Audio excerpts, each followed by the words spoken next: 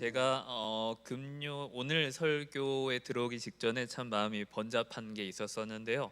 오늘 마지막 찬양 들으면서 되게 많이 반성을 많이 했습니다. 저는 되게 처음 듣던 찬양이었는데 우리 간사님께서 불러주시는 찬양을 통해 오늘 또 저의 부족함을 발견하고 하나님 또 이렇게 말씀해 주셔서 감사합니다. 부족한 저에게 또 깨닫게 하여 주셔서 감사합니다 라는 시간이었습니다. 그래서 오늘 설교 역시 또 하나님께서 붙잡아 주시면 나아가겠습니다 라는 마음으로 여러분들과 함께 말씀 나누고자 합니다. 우리 공간복음에 기록된 예수님의 말씀 중에서 가장 처음으로 선포하셨던 말씀이 뭔지 아십니까? 우리 마태복음 4장 17절에 보면 이때부터 예수께서 비로소 전파하여 이르시되 회개하라 천국이 가까이 왔느니라 라는 말씀입니다. 예수님께서 공생을 시작하시면서 세상을 향한 첫 가르침은 이러한 하나님 나라라는 개념이었습니다. 우리가 공간복음서 중에서도 특히 마태복음서를 읽으실 때에는 이 하나님 나라의 개념을 빼놓고는 제대로 설명을 할 수가 없습니다. 이 하나님 나라 천국이라는 개념은 공간적인 저 하늘에 있는 그런 개념이 아닙니다. 우리 성경은 땅과 하늘 그리고 현실 그리고 저 너머의 세계 이렇게 이분법으로 구분하는 것이 아니라 하늘에 계신 하나님께서는 여전히 땅에도 계시고 우리의 기도가 이 땅에서 드리는 기도가 여전히 하늘에 계신 하나님께 상달되어지는, 그러니까 하늘과 땅은 서로 연결되어져 있는 개념으로 나타나고 있습니다.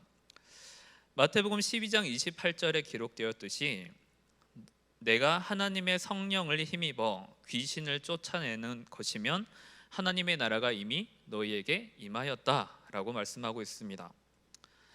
악한 사단이 장악하고 있던 곳에서 하나님의 통치와 하나님의 다스림이 회복됩니다. 그리고 하나님께서 이곳을 구원하십니다 라는 그 영광을 올려드리게 되는 그곳이 바로 하나님의 나라 그리고 천국이라는 것입니다.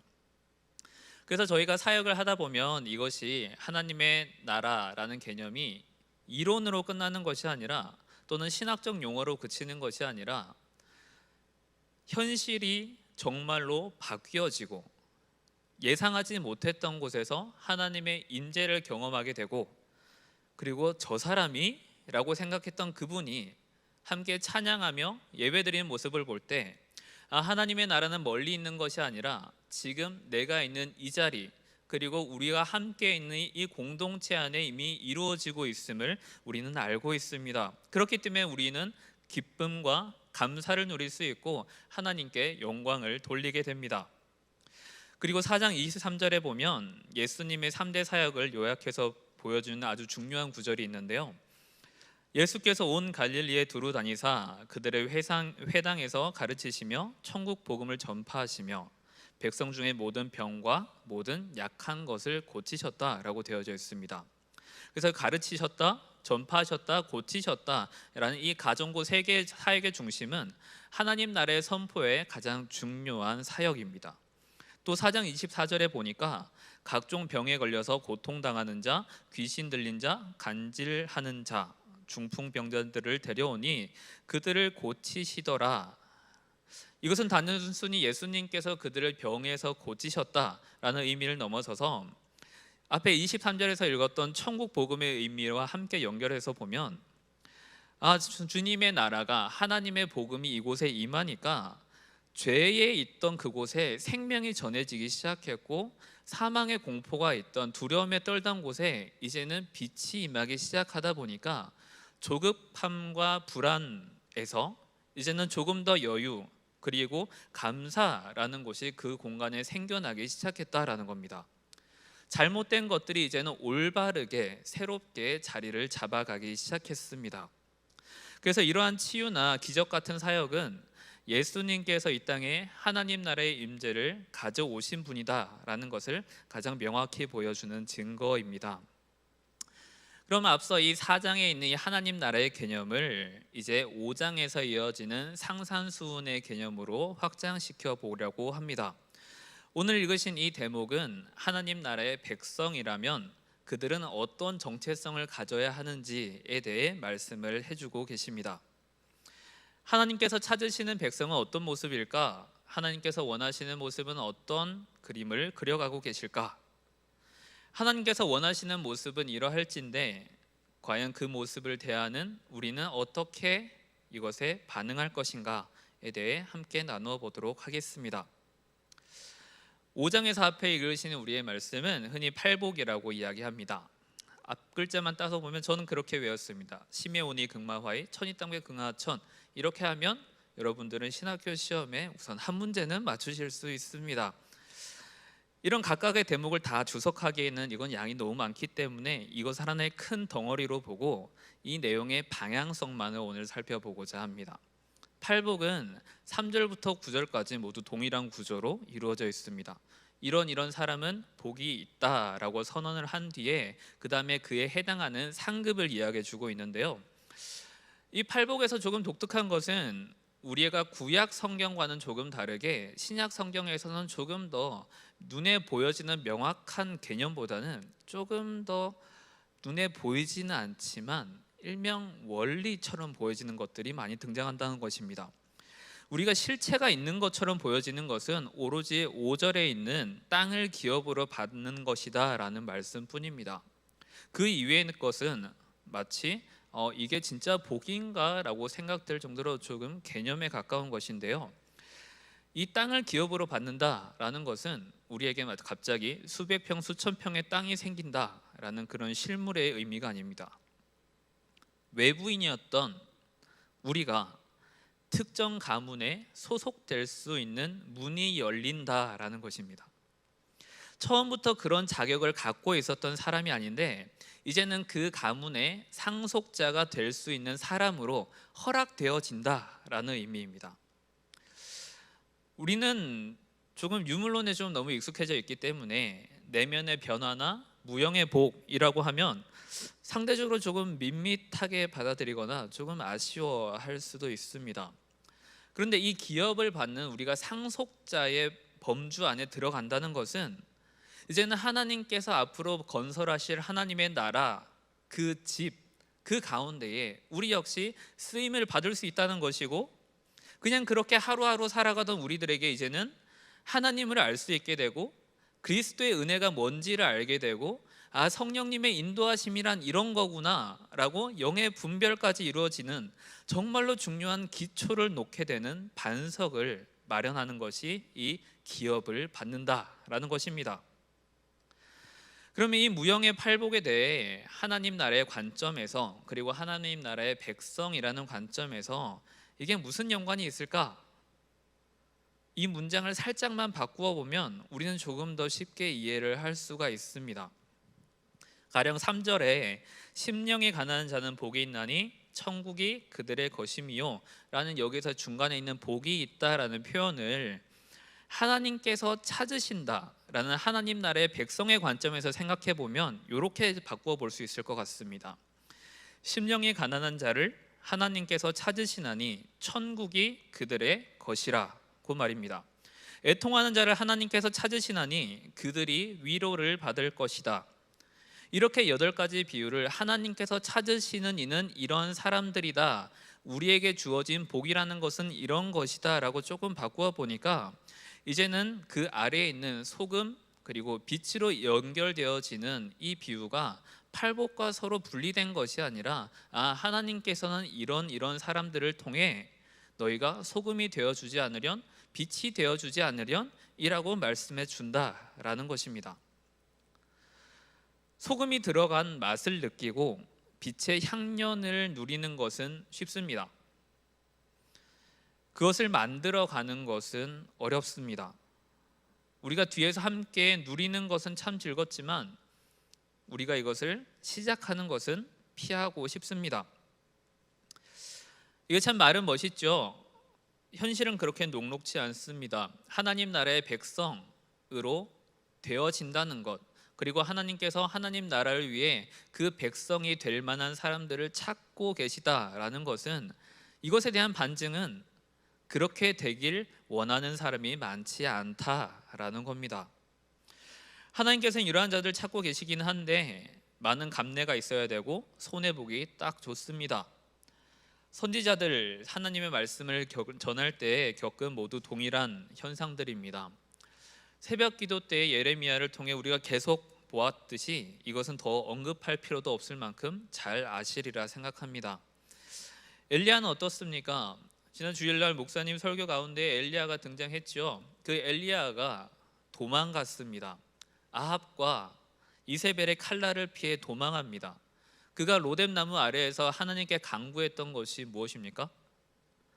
이제는 내 생명을 거두어 달라고 간구하였습니다. 그러니까 하나님께서는 아직 바알에게 무릎 꿇지 아니한 7천 명이 있으니 힘내라 라고 이야기를 하지만 여전히 그는 목숨의 위협을 받고 있는 상황이었습니다. 그러면 구약의 선지자들은 이러한 고통 가운데 놓여졌다는 것을 우리가 알고 있음에도 이제는 하나님 나라의 확장을 위해 그 나라의 백성들 사람들을 이제는 찾고 있다면 이 길에 요청을 받고 있는 저희들에게는 여전히 깊은 고민을 가져오게 됩니다. 마태복음 17장 13절에 보니 내가 너희에게 말하노니 엘리야가 이미 왔으되 사람들이 알지 못하고 임의로 대우하였도다. 인자도 이와 같이 그들에게 고난을 받으리라 라고 기록되어져 있습니다. 이 말씀은 세례 요한을 비유하여 하신 말씀이었지만 그도 역시 마찬가지였습니다. 우리는 팔복을 선언할 때 오늘 본문에 있는 말씀 중에 11절 12절을 조금 소외하고 중간에 떼먹고 팔복을 본 다음에 바로 소금과 빛으로 넘어가는 실수를 하기 쉽습니다. 왜냐하면 우리는 복이라는 개념으로 받았는데 정작 11절 12절은 그 반대에 처할 상황을 미리 선포하고 있기 때문입니다. 우린 여전히 유물론적 사고에 머물러져 있는데 하나님께서 찾으시는 사람은 이것을 사명자로 바꾸어서 생각해 본다면 이 11절 12절은 위에 있는 팔복 선언과는 다르게 조금 반대에 놓여져 있기 때문입니다. 11절 12절 말씀 보시면 너희를 욕하고 박해하고 거짓으로 너희를 거슬러 모든 악한 말을 할 때 기뻐하고 즐거워하라. 하늘에서 너희의 상이 큼이라. 너희 전에 있던 선지자들도 이같이 박해하였다라고 기록하고 있습니다. 우리는 열심히 하고 있는데 나름 자신의 역할 가운데 자신의 사명 가운데 잘 감당하고 있다고 하고 있는데 어려움이 닥칠 때가 분명히 있습니다. 그러면 하나님 제가 뭘 잘못했습니까? 하나님 제가 무슨 죄를 지었을까요? 라고 기도하기 쉽죠. 주님의 사명을 다하려는데 우리는 왜 자꾸 어려움에 처하게 될까요? 하나님 저만 그런 걸까요? 라고 기도할 수도 있겠습니다. 오늘 본문의 말씀 따르면 그렇지 않습니다. 어려움이 있기 때문에 내가 제대로 하고 있구나 라고 다시 확인받을 수 있습니다. 12절에서는 되려 이러한 상황을 보고 기뻐하고 즐거워하라 라고 말하고 있습니다. 정도를 걷고자 하는 사람들에게는 그런 어려움을 하나님 나라의 상급으로 교환하겠다라고 말씀하십니다. 위에 팔복의 선언처럼 이러한 자들을 하나님께서 찾고 계시고 그들에게 주어진 은혜는 이제 나 스스로가 변화되는 것을 넘어서서 주변을 바꿀 수 있는 선한 영향력을 그리고 축복의 통로를 보여줄 수 있는 사람으로 그렇게 가치 있는 사람으로 바뀌게 될 것이다 라고 선언하고 있는 것이 이 팔복의 은혜입니다. 여러분 혹시 7대3의 법칙이라고 들어보셨습니까? 어떤 조직이 돌아가게 만드는 이제 중추적인 역할을 하는 사람의 비율은 약 30% 정도라고 합니다. 나머지 70%는 서로 간에 또는 외부를 통해 대체 가능한 자원이라고 하지만 이 30%는 그들이 이탈이 되면 그 자리를 메우기에 상당한 에너지와 시간이 소요된다고 합니다. 앞서 말씀드렸던 하나님께서 찾으시는 이들, 심령이 가난한 자, 애통하는 자, 온유한 자, 의에 줄이고 목마른 자, 긍휼히 여기는 자, 마음이 청결한 자, 화평하게 하는 자, 의를 위하여 박해받는 자, 그리고 소금의 역할을 담당해 줄 자, 그리고 빛의 역할을 감당해 줄 자, 하나님께서는 이러한 자들을 찾고 계시다라는 것의 반증은 여전히 우리에게 이러한 하나님 나라를 세워감에 중추적인 역할을 하기에는 여전히 부담스럽다라는 겁니다. 그렇게 우리는 멀리서 바라보는 관중석에 앉아 있는 팬이 될 것인가, 아니면 그리스도와 함께할 제자가 될 것인가라는 기로에 항상 놓여져 있게 됩니다. 이렇게 절실한 자리이고 필요한 자리일 줄 알았지만 우린 여전히 선뜻 나서기에 좀 망설여집니다. 스스로 그리고 주변 또는 가족들이 열심히 헌신하였지만 정말로 대가 없이 순수하게 헌신하신 분들이 많거든요. 제가 이 문장을 쓰다가 뭔가 오늘 막히는 부분이 많아서 잠깐 관리 집사님과 무언 얘기를 하다가 어떤 화면에 비추어진 한 권사님을 봤습니다. 그리고 그 자리에서 제가 딱 나가려고 하는데 그 화면에 비추어진 권사님이 이제 밀대를 들고 청소를 하시는 모습이 그 화면에 비춰졌습니다. 저는 그 모습을 딱 보면서 하나님 나라를 지탱하려는 이들은 멀리 있지 않구나. 뭔가 특별한 역할을 감당해야만이 하나님 제가 이러한 역할을 했습니다 라고 이야기하는 것이 아니라 단순히 내가 여전히 내 시간을 드리고 내가 드릴 수 있는 에너지를 더 소요하면서도 교회에 와서 내가 할 역할들은 마땅히 함과 동시에 하지 않아도 될 역할까지 해주시는 분들을 보면서 참 너무 감사하다, 정말로 귀하다라는 표현 외에는 드릴 것이 없었습니다. 참 손에 더러운 것을 묻히기 마다하지 않는 분들이 계십니다. 부족한 부분이 보이면 사회에서는 말만 이래라 저래라 하면서 움직이지 않는 분들도 있습니다. 그런데 이런저런 계산하지 않고 자기가 하겠다고 몸의 수고를 아끼지 않는 분들이 참 많이 계십니다. 감사한데 그래서 저는 개인적으로 더 노심초사입니다. 왜냐하면 저분들이 그만두면 어떡하나, 이거는 나중 문제입니다. 그럼 뭐가 문제일까요?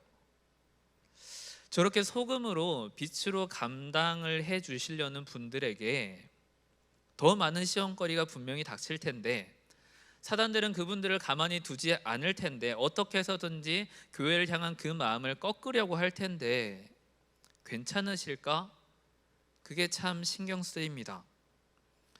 우리는 반석 같은 믿음 위에 든든히 서기를 원하지만 사람인지라 연약해지고 또 약해지는 부분이 생길 때 사단은 그 찰나를 놓치지 않고 반드시 공격을 해옵니다. 마음이 연약한 분들은 주변 사람들의 이런저런 저러쿵 이러쿵 하는 소리에 또 마음이 상합니다. 강직한 분이라 할지라도 그런 말에 계속 노출되다 보면 에이, 저 같은 사람이라면 그럼 네가 해라 라고 밀대를 던지고 나갈지도 모르겠습니다. 그렇기 때문에 하나님께서 찾으시는 사람들, 그리고 소금과 빛의 역할을 충실히 해주고 계신 분들께 참 감사하다라는 말씀을 드리고 싶습니다. 우리가 미랄을 찬양을 하기도 하고 겨자씨만한 믿음이 참 커졌다라고 그렇게 이야기도 하기도 합니다. 그리고 그 미랄에 대해서 그렇게 돼야지라고 결심하기도 합니다. 그런데 여러분, 내가 정말 씨앗이 되어 땅 속에 심겨졌다고 한번 생각해 보신 적 있으십니까? 그 땅 위로 수많은 사람들이 밟으며 지나갈 겁니다. 씨앗이 움을 트기 전까지는, 싹을 틔우기 전까지는 어두컴컴한 곳에서, 그 습한 곳에서, 아무도 봐주지 않는 그곳에서 혼자 뿌리를 내리고 줄기를 올릴 때까지 아무도 자신의 존재를 알아봐 주지 않을 것입니다. 그래도 괜찮으시겠습니까? 하나님께서는 그러한 사람들을 찾고 계신 것 같습니다. 괜찮겠니? 라고 물으실 때에 우리는 조금 주저할지도 모르겠습니다. 그런데 주저되지만 오늘 마지막 불렀던 찬양처럼 주님께서 요청하시는 그 손 내밈에 대해 우리는 자신 있게 주님, 할 수 있습니다 라고 붙잡지 않아도 될 것 같습니다. 조금 주저되더라도, 조금 망설여지더라도 지금 제가 한번 해볼게요. 그 말 한마디면 이제는 주님의 열심으로 그 일을 이루어 가실 것이라 믿습니다. 그렇기 때문에 우리 성도님들 가운데에 이러한 하나님 나라의 확장을 위해 열심히 애쓰고 계시지만 혹시나 조금 마음이 아프신 분들이 계시다면, 또 하나님께서 주시는 그 음성이 필요하신 분들이 계시다면, 오늘 설교 제목이었던 이 하모니카라는 시를 읽어드리고 싶습니다. 아마 이 시를 아시는 분은 아마 거의 없으실 것 같은데요, 유명한 시인분이 쓰셨던 것이 아니라 2017년 시민 공모작으로 저도 지하철역에서 처음 봤었습니다. 그때 사진을 찍었었던 것이 저에게는 참 깊은 울림으로 다가왔기 때문에 한번 소개해 드리고자 합니다. 저 같은 사람이 읽어주면 크게 여러분들께 감동이 안 될 터이니 네. 웃으신다는 것은 동의하신다는 표현인가요? 우리 감성주의 끝판왕이신 우리 최 목사님께서 한번 읽어주시면 어떨까 싶습니다. 아름다운 당신의 몸과 마음의 삶의 상처로 수많은 구멍이 생겨서 이제 다시 메우지 못해도 순풍 불어오는 어느 멋진 날엔 우리 모두를 행복하게 만드는 아름다운 멜로디가 연주될 거예요. 하모니카 김민조. 제가 읽을 걸 그랬나요?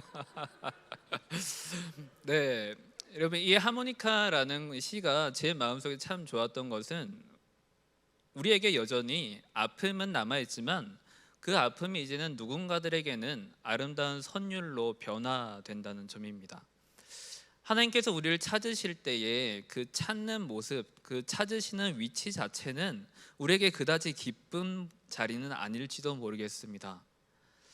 그런데 우리는 시간이 지나고 그 역할에 충실하면서 어떤 시간을 견디고 조금씩 다듬어지면서 우리는 변해 갑니다. 그 과정 가운데 우리는 연단됩니다. 처음에는 나무 토막에 지나지 않았던 우리를 하나님께서 이리저리 연단하시고 구멍을 뚫고 일련의 과정들을 겪으면서 거울에 비추어진 나는 어느새 훌륭한 작품이 되어 있는 것을 보게 됩니다. 처음에는 그냥 별 모양 없는 금속 덩어리인 줄 알았는데 이리저리 구멍이 뚫리고 모양이 변형되고 연마되었더니 어느샌가 훌륭한 하모니카로 변화되어져 있습니다. 그렇게 연주되는 음악은 이제는 동일한 상황을 겪고 있는 누군가들에게는 위로의 선율이 될 것이라 저는 믿습니다. 그리스도께서 고난받으셨던 그 나무가, 아픔과 눈물로 얼룩졌던 그 나무가 이제는 우리의 짐을 내려놓을 수 있게 되었고 위로를 받을 수 있고 생명으로 옮겨진 희망의 십자가가 된 것을 생각해 본다면, 하나님께서는 우리를 사용하심에 결코 허투루 하심이 없다. 우리의 일생은 여전히 하나님의 섭리 가운데 있으며 우리가 앉고 서고 먹고 마시는 그 모든 여정 가운데에 비록 그 여정이 내 마음에 들지 않고 여전히 고난 속에 있다 할지라도, 엘리야처럼 목숨을 위태로운 상황 가운데에 예레미야처럼 생일을 저주하며 하나님 나를 차라리 죽여 주시옵소서라고 하는 그러한 상황에 처해 있다 할지라도, 그렇게 우리가 하나님 나라의 가치를 갖고 있다 보면 비록 우리는 그 세대에 빛이 나지 못할 수는 있겠지만 우리를 통해, 우리의 발자취를 통해 우리의 후대는 분명히 하나님의 나라를 알게 될 것이라는 그 사실에, 또한 그 소망에 우린 여전히 하나님을 찬양하게 됩니다. 우린 그 사람들을 통해, 우리의 선대들을 통해 이 자리에 앉아 있습니다. 그리고 그 선대들의 믿음을 통하여서, 그들이 걸어온 발자취를 통하여서 우린 그들의 지혜를 배우게 되고 그들의 신앙을 더 전수받게 됩니다. 우리도 이제는 선대들처럼 그렇게 아름다운 악기로 변해갔으면 좋겠습니다. 우리가 여전히 도망만 다닌다면 언제 우리의 새 막대기가, 나무 막대기가 그렇게 훌륭한 모습으로 변화받을 수 있겠습니까? 여러분, 이제 정리를 하자면 하나님께서 찾으시는 이들이 분명히 있습니다. 자기는 알고 있습니다. 그렇지만 보지 않으려고 하는 것뿐이죠.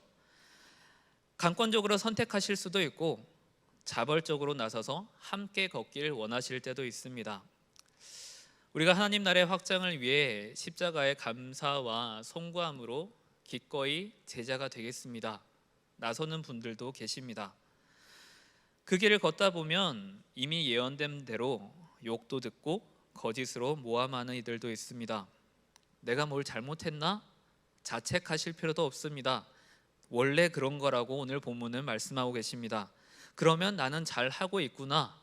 나는 하나님의 길을 따르려고 했을 것뿐인데 이러한 압박과 시험이 있다니 나는 잘하고 있구나. 그렇게 다독여 주시면 되겠습니다. 그것이 우리를 하모니카로 만들어가는 단련의 과정이라 이미 말씀해 주고 계시기 때문입니다. 그러면 하나님께서는 이제 우리를 당신의 나라에 가업을 이을 수 있는 상속자로 여겨주실 것입니다. 우리 성도님들의 착한 행실이 분명히 누군가들에게는 소금과 빛으로 좋은 모범이 되어주실 것입니다. 언젠가 누군가가 아니 어떻게 이런 아름다운 연주를 하실 수 있습니까? 라고 묻는다면 우린 이렇게 대답할 수 있을 것 같습니다. 그땐 좀 힘들었는데 돌이켜보니까 은혜였습니다. 돌이켜보니까 하나님께서 날 이렇게 다듬어져 주셨습니다. 그렇게 하나님께 영광 돌릴 수 있는 저희들이 되었으면 좋겠습니다. 그래서 우리 순풍 불어오는 어느 멋진 날 우리 모두를 행복하게 만드는 아름다운 멜로디로 감사를 찬양하는 저희들이 될 수 있기를 축원드립니다.